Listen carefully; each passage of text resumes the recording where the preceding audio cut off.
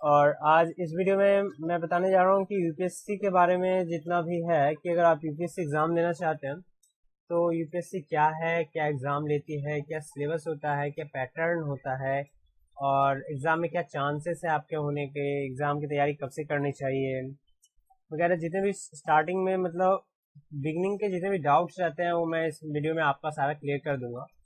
तो वीडियो को लास्ट तक देखिएगा तो आपको सब कुछ समझ में आएगा और जो जो चीज़ें बच जाएगी अगर लगता है कि उसको ज़्यादा में बताना है तो मैं उसको नेक्स्ट वीडियो में क्लियर कर दूंगा। तो चलिए शुरू करते हैं।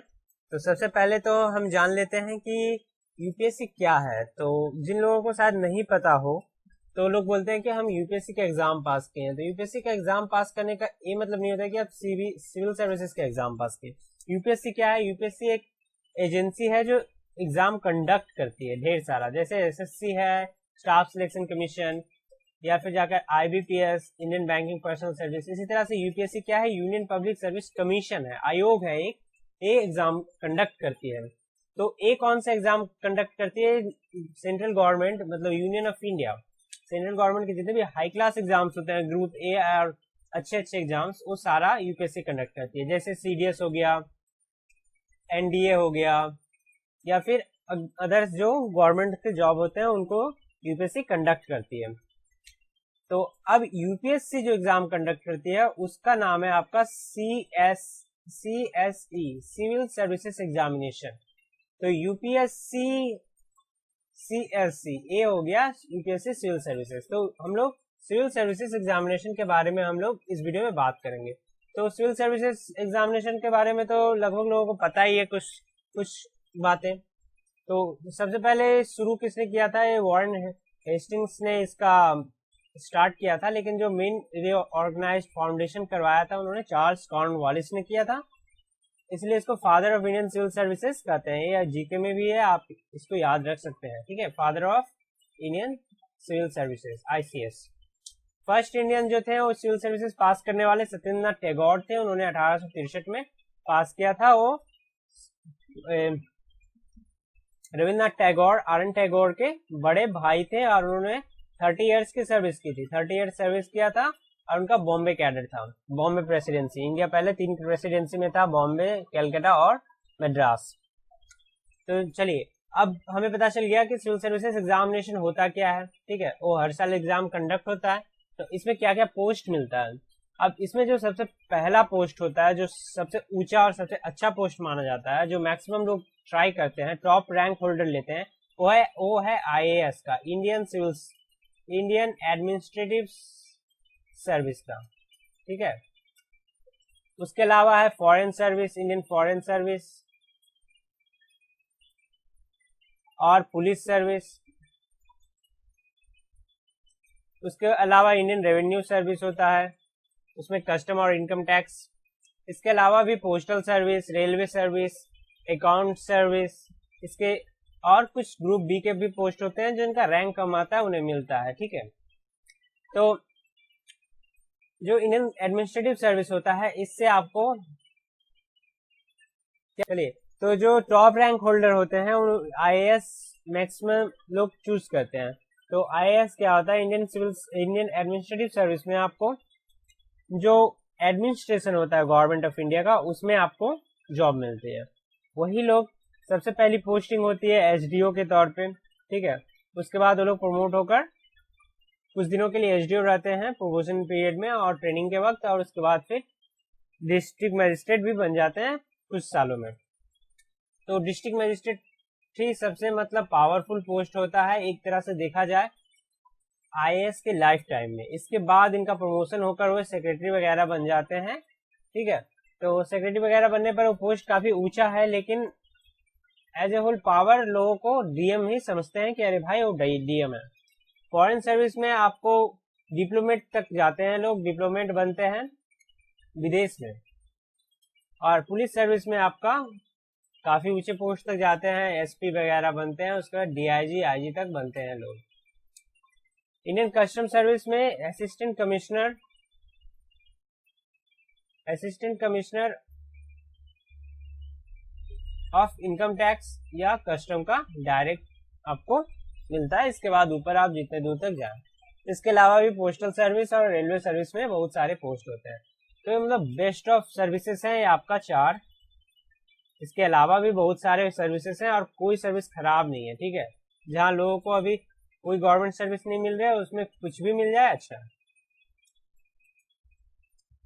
अब बात आती है कि इतना क्रेज क्यों है लोगों में, इंडिया में स्पेसिफिकली सिविल सर्विसेज एग्जामिनेशन के लिए इतना क्रेज क्यों है, इतना वैल्यू क्यों दिया जाता है कि अरे भाई उसने सिविल सर्विसेज पास कर ली है, वो टॉप किया, या उनका बेटा ऐसे पास कर गया। तो सबसे पहले बात आती है पावर। जो जिस भी पोस्ट पे रहते हैं वो अपने डिपार्टमेंट में एक तरह पिनकल एरिया में जाते हैं। उनके पास पावर होता है चीजें बदलने की, खराब चीजों को अच्छा बनाने की। इसलिए जैसे कि अगर जो डीएम होता है उनका पावर अगर देखा जाए तो डिस्ट्रिक्ट का हेड होता है, ठीक है। उसके बाद फिर इलेक्शन के वक्त भी उनके पास सारा पावर होता है, वो चाहे लॉ एंड ऑर्डर सब उनके आदेश कंट्रोल में होता है। डीएम के बाद जब वो सेक्रेटरी वगैरह में प्रमोट होते हैं तब अगर चीफ सेक्रेटरी या प्रिंसिपल सेक्रेटरी बनते हैं तो कैबिनेट के एक मंत्री के बराबर उनकी इक्विवेलेंस होती है। उसके साथ अगर पुलिस में है या डीएम है या कहीं भी है, किसी भी गवर्नमेंट पोस्ट पे है, तो उनके पास तो रिस्पॉन्सिबिलिटी होती है, चाहे कितना भी छोटा जॉब हो। तो अब ये जॉब इतना बड़ा है तो इसमें रिस्पॉन्सिबिलिटी काफी ज्यादा होती है। इसके बाद जॉब पर्क्स, एक ग्रुप ए सर्विस है। मोस्टली जितने भी होते हैं ग्रुप ए सर्विसेज होते हैं, आईएएस आईएफएस, सिर्फ कुछ सर्विसेज से ग्रुप बी होती हैं तो वो भी प्रमोट होकर ग्रुप ए बन जाते हैं। तो ग्रुप ए सर्विसेज है, इसमें काफी अच्छी सैलरी होती है 7th पे कमीशन के हिसाब से, और फिर इसके साथ साथ एक्स्ट्रा बेनिफिट्स भी मिलता है, जैसे कि होम अलाउंस वगैरह, कार, गाड़ी, सिक्योरिटी अगर जरूरत है, और ये जो जॉब सिक्योरिटी मिलती है लोगों को। ये जो जॉब है आपका, जिस तरह से सारा गवर्नमेंट जॉब है उसी तरह से ये भी काफी सिक्योर होता है। अगर आप कोई गलती नहीं करते हैं तो इसमें शायद ही आपको रेस्ट्रिकेट किया जाएगा। काफी लंबा प्रोसेस है। तो एक बार आपने अगर आईएएस बन गए हैं या किसी भी कोई भी पोस्ट बन गए हैं तो एक गवर्नमेंट सर्वेंट की तरह आपका यहाँ पर जॉब सिक्योर हो गया, ठीक है। बात करते हैं कि कौन लोग एलिजिबल है। अब तो सबसे इम्पोर्टेंट चीज है कि एज, जो जनरल कैटेगरी है उनकी एज 21 to 32 ईयर्स होती है, ठीक है। इस ईयर में आप 6 बार जनरल वाले अटेम्प्ट दे सकते हैं, मतलब 6 बार वो एग्जाम दे सकते हैं। अगर आपने प्री का एग्जाम एक बार दे दिया, ठीक है, पहला एग्जाम, तो आपका अटेम्प्ट काउंट कर लिया जाएगा। मतलब ये 13 साल के अंतर में, सॉरी 11 साल के अंतर में आप 6 बार अटेम्प्ट दे सकते हैं। ओबीसी के लिए 35 साल है, 3 साल का रिलैक्सेशन, और SC ST के लिए 37 साल तक वो एग्जाम दे सकते हैं। ओबीसी 9 अटेम्प्ट दे सकता है और SC ST अपने एज लिमिट तक चाहे जितना बार अटेम्प्ट दे सकते हैं, ठीक है। अच्छा, अब फी क्या है? ऐसा नहीं है कि एग्जाम काफी बड़ा है तो यूपीएससी काफी ज्यादा पैसा चार्ज करती हो, नहीं। फीस सिर्फ 100 रुपीज है एग्जाम देने के लिए, और लड़की लोग के लिए पूरा फ्री है, चाहे वो SC ST हो या ओबीसी या जनरल। लेकिन SC ST में लड़का का भी और स्पेशली एबल जो दिव्यांग है उनको कोई चार्जेस नहीं लगता है। एग्जाम सेंटर जो होता है वो पूरा इंडिया में जितना भी बड़े बड़े शहर है ऑलमोस्ट सभी में होता है, वो आप फॉर्म फिलअप करने के पहले देख सकते हैं, नियरेस्ट देख सकते हैं। अब बात करते हैं कि कंपटीशन और चांसेस ऑफ सिलेक्शन क्या है। लोग कहते हैं कि यार सिविल सर्विसेज काफी टफ है, नहीं निकलेगा, इसमें टाइम बर्बाद होता है। एक तरह से अगर आप सीरियस नहीं है तो सच में नहीं निकलेगा। क्यों नहीं निकलेगा?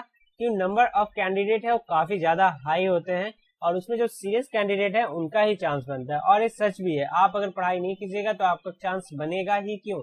आप तो एलिजिबल ही नहीं है, यहाँ पर तो एलिजिबिलिटी के टेस्ट हो रहे हैं कि आप वो डिजर्व करते हैं कि नहीं, ठीक है। तो अगर नंबर ऑफ कैंडिडेट कितना अप्लाई करते हैं, अगर रिसेंट्स में देखा जाए तो 2019 वगैरह 19 में 8 लाख कैंडिडेट ने फॉर्म फिलअप किया था, ठीक है।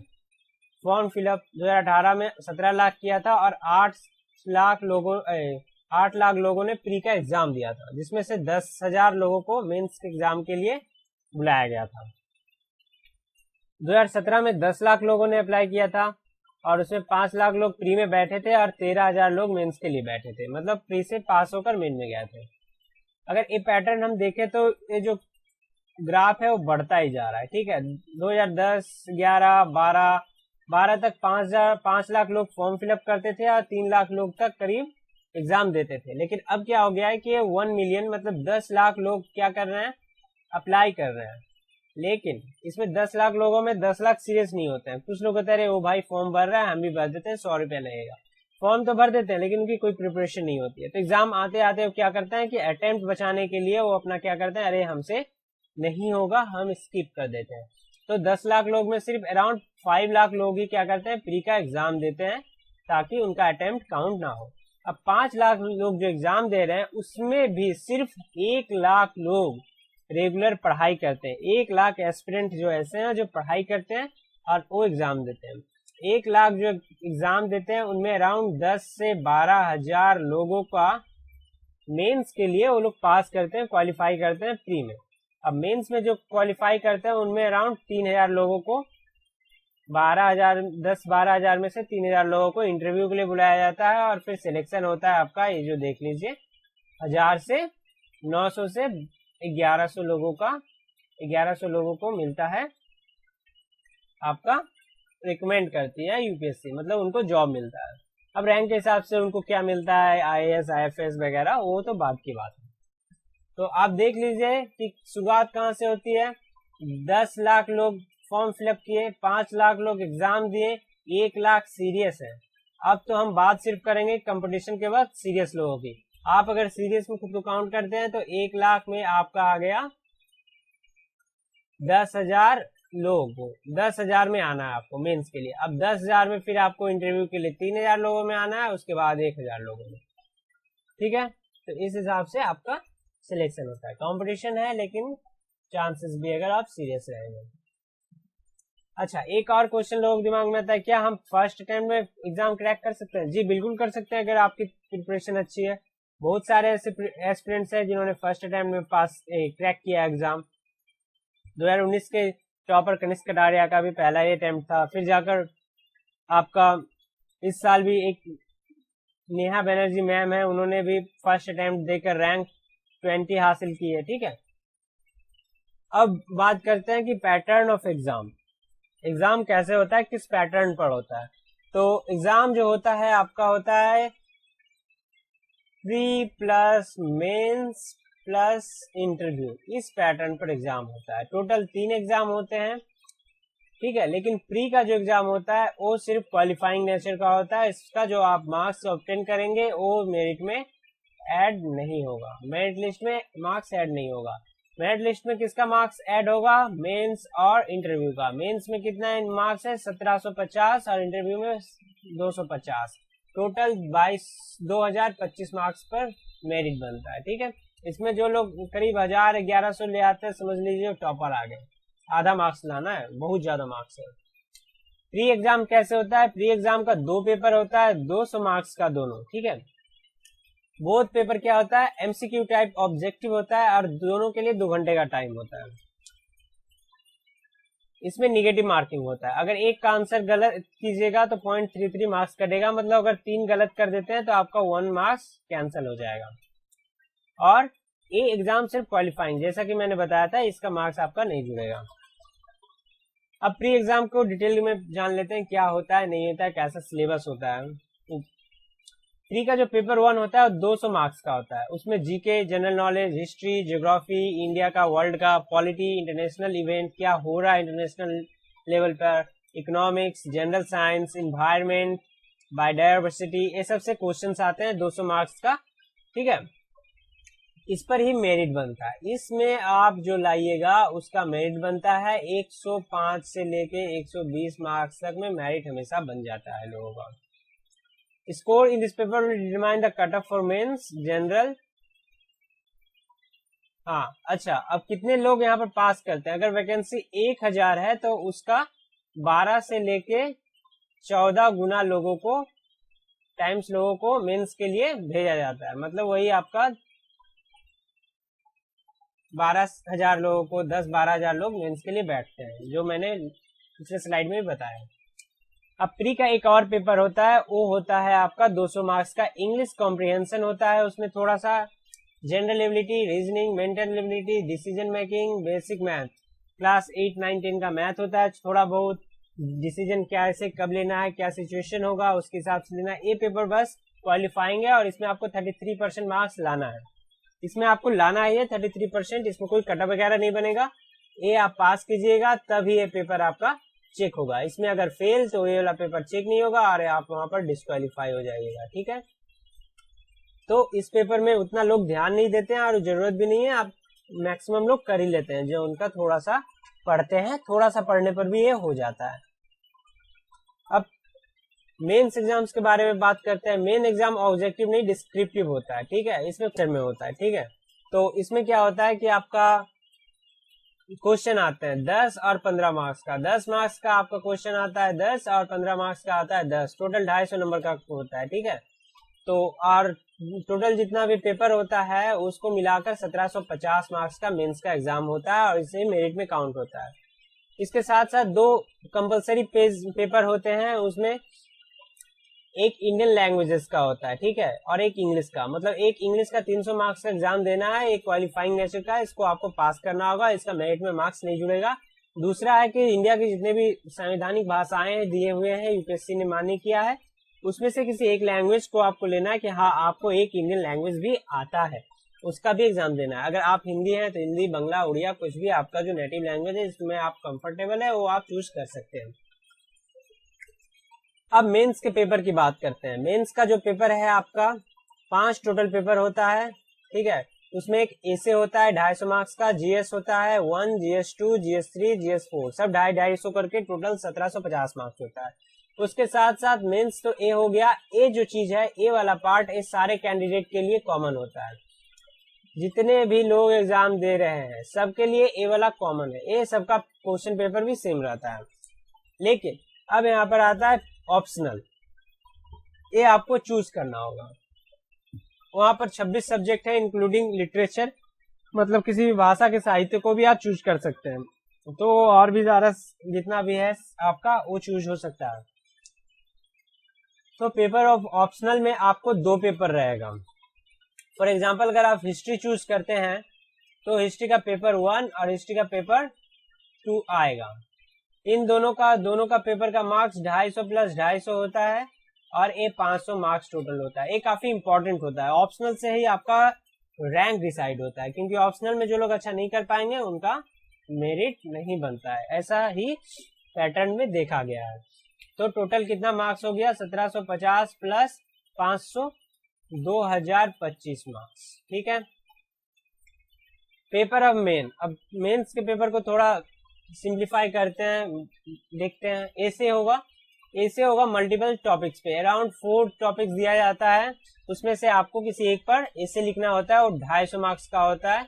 ठीक है, आप ऐसे जो होता है आपका यही यूपीएससी का जो सिलेबस होता है उसी में से आता है। जितना भी होता है कि करंट में क्या चल रहा है उस हिसाब से, या फिर जाकर समाज का स्थिति पर या टेक्नोलॉजी पर, मतलब ये सब चीजों से मिला जुला कर ऐसे आता है। ऐसे का प्रैक्टिस करने पर लोग काफी अच्छा ऐसे में भी मार्क्स लाते हैं और लाना ही पड़ेगा आपको। उसके बाद GS 1, जिसमें हिस्ट्री इंडियन का, heritage, culture, art and culture, geography of world, geography of history of world, और सोसाइटी कैसे फंक्शन कर रही है, क्या सिचुएशन है, क्या सोशियोलॉजिकल एस्पेक्ट्स है लोगों का, वो सब के बारे में GS 1 में क्वेश्चन आता है। ये भी डिस्क्रिप्टिव है, सारा डिस्क्रिप्टिव पेपर है, याद रखिएगा। GS 2 में गवर्नेंस कैसे काम करती है, कॉन्स्टिट्यूशन हमारा क्या कहता है, कॉन्स्टिट्यूशन हमारे, और उसके साथ पॉलिटी कैसे, कॉन्स्टिट्यूशन और पॉलिटिक्स क्या है, सोशल जस्टिस कैसे काम कर रहा है, और इंटरनेशनल रिलेशन क्या है, कौन सा देश का कैसा रिलेशन है और भारत का उन सब के साथ कैसा रिलेशन है। ये पॉलिटिकल साइंस वालों ने अगर जो पढ़ते हैं उनको पता ही होगा कि ये वाला पेपर लगभग पूरा पॉलिटिकल साइंस ही है। तो अगर पॉलिटिकल साइंस का जिनका ऑप्शनल रहता है उनका इससे काफी मैच कर जाता है। लेकिन ऐसा नहीं कि पॉलिटिकल साइंस में आता है तो आप पॉलिटिकल साइंस से ऑप्शनल ले लेंगे, उसका मैं एक सेपरेट वीडियो बनाऊंगा कि ऑप्शनल कैसे चूज करते हैं, उसमें आपको काफी अच्छे से समझा दूंगा। अब GS 3 में टेक्नोलॉजिकल क्या एडवांसमेंट हो रही है, क्या चल रहा है, इकोनॉमिक डेवलपमेंट कैसा है देश का और वर्ल्ड का, biodiversity, environment, security and disaster management, ये सब चीजें हैं। नेशनल इंटरनल सिक्योरिटी कैसा है और डिजास्टर मैनेजमेंट, अगर आपदा आती है, जैसे अभी क्या आपदा, कोविड-19 क्या एक डिजास्टर ही है। उसके साथ बाढ़ हो गया, तो इससे आप कैसे कोप अप करेंगे, इन सब के बारे में वहां पर क्वेश्चंस वगैरह रहता है। GS4 में इथिक्स, इंटीग्रिटी और एप्टीट्यूड है। ये पेपर काफी इथिक्स वगैरह पे बेस्ड है और एक सिंपल रहता है, इसमें अच्छा मार्क्स आता है लोगों का। पैटर्न ऑफ एग्जाम में आगे बात करते हैं इंटरव्यू का। इंटरव्यू का आपका मार्क्स होता है 250 मार्क्स। सिलेबस जो उन्होंने, अब ये काफी इंपॉर्टेंट है, इसमें क्या होता है कि इंटरव्यू में आपका यूपीएससी नॉलेज चेक नहीं करता है, ठीक है। यूपीएससी ने कह दिया है कि आपका यहाँ पर नॉलेज चेक नहीं किया जाएगा। नॉलेज जितना चेक करना था मेंस में हमने कर लिया, मेंस का 1750 मार्क्स में आपका मेन नॉलेज चेक कर लिया गया है। अब यहाँ पर आपका, इसका नाम है पर्सनालिटी टेस्ट, आपका पर्सनालिटी टेस्ट किया जाएगा। इसमें आप कैसे, आप में लीडरशिप क्वालिटी है कि नहीं, अगर आप एक बड़े ऑफिसर बनते हैं तो आप उसको हैंडल कर सकते हैं कि नहीं, सिचुएशन कैसा है, आप कैसे सोचते हैं, आपका समाज के लिए क्या सोच है, उसके साथ साथ आपने जो पढ़ा है उसको आप सच में अप्लाई कर पाते हैं कि नहीं, आपके पास जो नॉलेज है, आपके पास क्वालिटी है कि नहीं, आपके पास साइकोलॉजिकल क्वालिटी है कि नहीं, ठीक है। और सिलेबस आपका क्वेश्चन वही रहेगा, उसमें से समाज में अभी जो क्या चल रहा है उससे रिलेटेड आपका क्या व्यू है, और आपने कुछ जो ऑप्शनल वगैरह होगा, आपने जो पढ़ा होगा उससे भी क्वेश्चन पूछते हैं कि आप उसमें आपको आता है कि नहीं, ठीक है। अब कुछ लोग बोलेंगे कि अरे ऐसा नहीं है कि आप, ये मैटर करता है कि आप दिखने में कैसे हैं या आपको इंग्लिश आती है उतना अच्छा, ये सब मैटर नहीं करता है। जो इंटरव्यू बोर्ड में होते हैं वो काफी हाई क्लास लोग होते हैं, खुद IAS ऑफिसर, प्रोफेसर वगैरह होते हैं, उनको पता होता है कि एक ऑफिसर के लिए क्या चीज जरूरत होती है और वो ठीक वही चूज करते हैं। अगर इंटरव्यू के लिए फ्यूचर में मैं सेपरेट वीडियो बना दूंगा, लेकिन इंटरव्यू के लिए स्टार्ट में टेंशन लेने की कोई बात नहीं है। इंटरव्यू धीरे धीरे पढ़ते पढ़ते खुद ब खुद इवॉल्व होता है, आपका मेंस और प्री का प्रिपरेशन करते करते, ठीक है। और लैंग्वेज आप हिंदी, इंग्लिश या फिर और भी कोई भी जितना भी संवैधानिक लैंग्वेज है उसमें से किसी एक में इंटरव्यू आप दे सकते हैं, ठीक है। अब कुछ लोगों का कहना है कि मैंने मीडियम ऑफ जो राइटिंग चूज किया था, लिखा था मैंने, वो इंग्लिश में लिखा था अपना सारा मेंस का पेपर, लेकिन इंटरव्यू में मैं बोल नहीं सकता हूँ अच्छी इंग्लिश, तो मैं हिंदी में लेना चाहता हूँ, तो वो ऐसा भी कर सकते हैं, वो हिंदी में भी इंटरव्यू चूज कर सकते हैं, ठीक है। अच्छा, अब does the medium of answer writing matters. कुछ लोगों का कहना है कि कुछ लोग जो होते हैं कि इंग्लिश वाले लोगों को अच्छा मार्क्स मिलता है और उनका रैंक अच्छा आता है, और हिंदी मीडियम से जो लोग रहते हैं भाई उनको उतना अच्छा नहीं मिलता है, वो पिछड़ रहे हैं। अगर ये देखा जाए तो क्यों होता है, कैसे होता है, इसमें काफी लंबा डिबेट है और किया जा सकता है, उसमें मैं नहीं जाना चाहता हूँ और उस पर ठीक कंक्लूजन पे पहुंचा भी नहीं जा सकता है। लेकिन अगर मुझसे पूछिए आप, तो मैं कहूंगा कि आप उसी लैंग्वेज को चूज कीजिए जिसमें आप कंफर्टेबल है। अगर आपको इंग्लिश उतनी अच्छी नहीं आती है तो आप क्यों जाएंगे इंग्लिश में, अगर आपको बंगला आता है तो आप बंगला से लिखिए, हिंदी आती है तो हिंदी से लिखिए, क्योंकि आपको क्या है कि आपको क्वालिटी आंसर देना है। यूपीएससी लैंग्वेज पे डिस्क्रिमिनेशन नहीं करता है। लेकिन इंग्लिश में क्या एक फायदा रहता है कि रिसोर्सेस, इंग्लिश में क्या होता है कि रिसोर्सेस काफी मिल जाते हैं, कोचिंग सेंटर, नोट्स वगैरह काफी अवेलेबल है, जो अदर लैंग्वेजेस में शायद ना हो, लेकिन हिंदी में तो लगभग अवेलेबल रहता ही है। तो इस पे आगे बात किया जा सकता है। अच्छा, अब अगला क्वेश्चन है आपका कि प्रिपरेशन कब शुरू किया जाए। तो प्रिपरेशन शुरू करने का कोई दिन त्योहार नहीं होता है। आपने अगर सोचा कि हमें पढ़ना है तो आप आज से ही पढ़ना शुरू कर सकते हैं। आज से पढ़ना शुरू मतलब ऐसा थोड़ी कि अब हमें कुछ पता नहीं है तो आप तो क्या पढ़ने लेकर बैठ जाए, तो वही आपको रिसर्च करना पड़ेगा। शुरुआत में आपको पता करना होगा कि ये चीज है क्या, इसीलिए शायद आप ये वीडियो भी देख रहे हैं। आप और वीडियो देखिएगा तो आपको पता चलेगा कि सिलेबस क्या है, कैसे क्या है। तो बाकी सभी वीडियो में मैं बहुत जल्दी अपलोड कर दूंगा, और इसके अलावा आप दूसरे वीडियो भी देख सकते हैं टॉपर्स वगैरह की, उनसे आपको आइडिया होगा। लेकिन ऐसा नहीं है कि अब स्ट्रेटजी वगैरह जो टॉपर बोलते हैं भाई उसको कॉपी पेस्ट कर लो, ऐसा नहीं है। सबका अलग अलग होता है और आपको अपना बनाना होगा, आपके लिए क्या कंफर्टेबल है। कुछ लोग कहते हैं कि अरे हम तो काम करते हैं, वर्किंग प्रोफेशनल है, ऑफिस जाते हैं, अब हम कैसे उतना देर 10 घंटा 12 घंटा तो हम नहीं पढ़ सकते। 8 घंटा 4 घंटा 6 घंटा पढ़कर भी लोग सफल होते हैं। आप ऐसा एग्जाम्पल देख ही सकते हैं। उसके लिए टाइम मैनेजमेंट करना होगा, और आप अगर जॉब कर रहे हैं तो टाइम मैनेजमेंट तो आपको आना ही चाहिए। इसके लिए मैं एक वीडियो बनाऊंगा अलग से। और एक कॉलेज स्टूडेंट है, उनका अभी कॉलेज चल रहा है, लेकिन आप चाहते हैं कि कॉलेज के बाद ग्रेजुएट होते ही अगर यूपीएससी देना चाहते हैं तो किस तरह से प्रिपरेशन कर सकते हैं, उसके लिए भी एक अलग सेपरेट वीडियो बनाऊंगा। इसमें बताने पर काफी लंबा हो जाएगा। इसके अलावा नेक्स्ट वीडियो जो मैं करूंगा, स्ट्रैटेजी कैसे स्टार्ट करना है और बेसिक से प्रिपरेशन कैसे करना है। तो बेसिक से आप जान लीजिए कि सबसे इंपॉर्टेंट चीज है एनसीईआरटी पढ़ने का हैबिट डालना होगा। एनसीईआरटी का क्या क्या बुक्स वगैरह लगेगा वो मैं आपको नेक्स्ट वीडियो में बता दूंगा, एकदम कंप्लीट लिस्ट। इसके अलावा न्यूज़पेपर पढ़ना होगा। न्यूज़पेपर तो काफी इंपॉर्टेंट है, मतलब मैक्सिमम लोग न्यूज़पेपर पढ़ते ही हैं, तो आपको इसका हैबिट होना ही जरूरी है। ठीक है, तो एनसीईआरटी और जो नेक्स्ट वीडियो में लाऊंगा बुक्स का, उसमें क्या एनसीईआरटी आपको खरीदना है या ऑनलाइन अगर पढ़ सकते हैं आप तो क्या है, उसका लिंक वगैरह मैं दे दूंगा। आपको क्या एडवांस बुक लगेगा, एडवांस बुक शुरुआत से नहीं पढ़ना है, आपको कैसे पढ़ना है। न्यूज़पेपर मेनली जो इंग्लिश वाले होते हैं लोग होते हैं वो इंडियन एक्सप्रेस या फिर द हिंदू फॉलो करते हैं। ठीक है, तो न्यूज़पेपर कैसे पढ़ना है, क्या क्या इंपॉर्टेंट है, किसको नहीं पढ़ना है, कितना टाइम पढ़ना है और उसमें से क्या इंपॉर्टेंट चीजें रहती है, उसका नोट्स कैसे बनाना है, वो भी मैं आपको इसमें नेक्स्ट वीडियो में बता दूंगा।